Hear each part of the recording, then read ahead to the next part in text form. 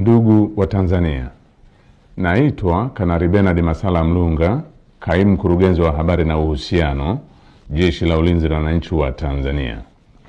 Jeshi la Ulinzi la Wananchi wa Tanzania linautaarifu umma wa Watanzania kuwa linaendelea kufuatilia kwa karibu na kutathmini hali ya ulinzi na usalama nchini katika kipindi hiki cha kuelekea uchaguzi mkuu unaotarajia kufanyika tarehe 28 na tarehe 29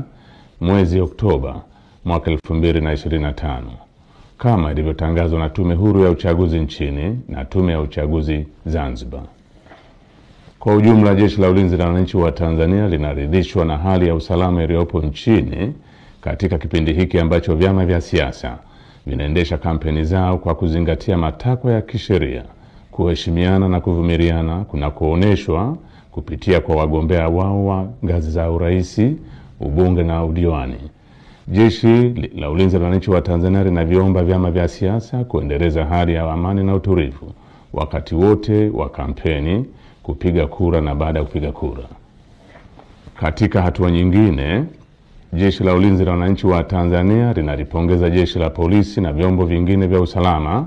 kwa jinsi vinavyoendelea kusimamia hali ya usalama katika kipindi hiki cha kuelekea uchaguzi mkuu.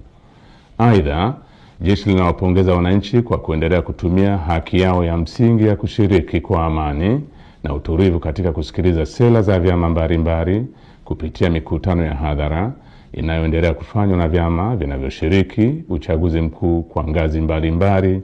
ili kuwachagua viongozi watakaowaletea maendeleo. Pamoja na hali ya amani na utulivu iliyopo, bado kumeendelea kujitokeza baadhi ya watu wanaojiita wanaharakati kutoka ndani na nje ya nchi kutumia mitandao ya kijamii kupotosha umma kwa kuweka maudhui yenye kuleta uchochezi kwa kulihusisha Jeshi la Ulinzi la Wananchi wa Tanzania na siasa ili kutimiza azma yao ya uvunjifu wa amani. Jeshi la Ulinzi la Wananchi wa Tanzania linaomba umma wa Tanzania kupuuza machapisho au taarifa ambazo zimekuwa zikionekana kwenye mitandao ya kijamii.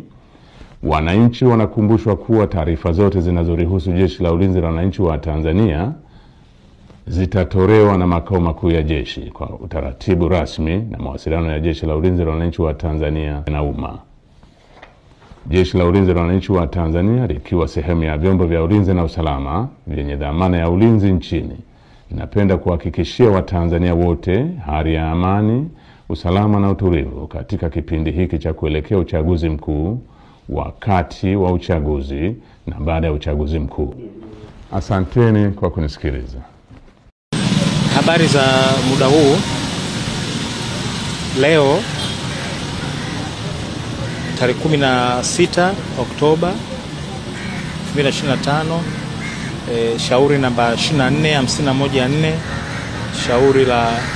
habeas corpus kama unavyoitwa kitaalamu, maombi ya kuomba mamlaka husika zimlete Balozi Humphrey Polepole akiwa hai au halikadhalika waeleze mwili wake uko wapi, ambaye alifunguliwa katika mahakama hii kuu mbele ya Mheshimiwa Jaji Magimbi, yalikuja leo kwa ajili ya kusikilizwa. Kwa kuna maamuzi madogo hapo katikati katika kesi, kuna mambo yalijitokeza, kuna mambo waliletwa, upande wa serikali waliomba muhoji mdogo wake na Humphrey Polepole, anaitwa Godfrey Polepole, na walitaka waliomba pia kumhoji wakili Peter Kibatala, maombi ambayo mahakama imeyakataa na imeelekeza sasa usikilizwaji wa msingi wa shauri husika uendelee kama ambavyo umeanza kuendelea leo. Waliokuwepo wamesikia kwamba tumetoa hoja kwa kipande fulani,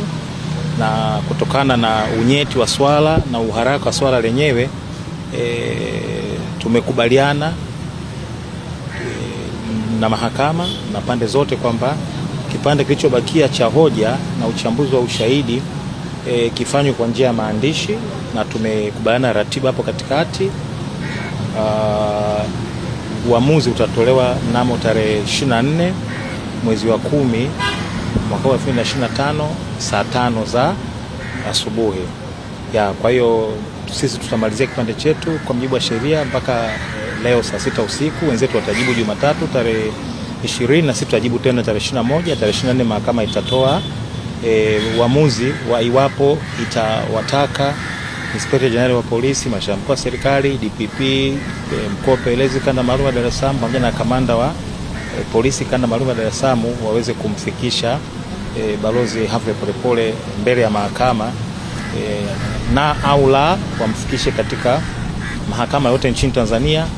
kama wanaamini Balozi Polepole ametenda kosa lote la jinai ambalo anastahili kushtakiwa nalo, kwa sababu hoja ni kwamba ushahidi ambao umeletwa kwa niaba yake, of course umepingwa na upande wa pili, lakini ushahidi wetu kwa niaba yake ni kwamba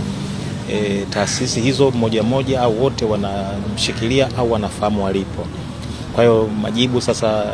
at least kwa kipande cha mwanzo yatapatikana mnamo tarehe 24 mwezi wa 10 2025, na kutegemea na maamuzi atakapokuwa, basi tutatoa taarifa zaidi kuhusu hatua nyingine za kimahakama au za kisheria ambazo zitaendelea kuchukuliwa ili kujibu swali la yupo wapi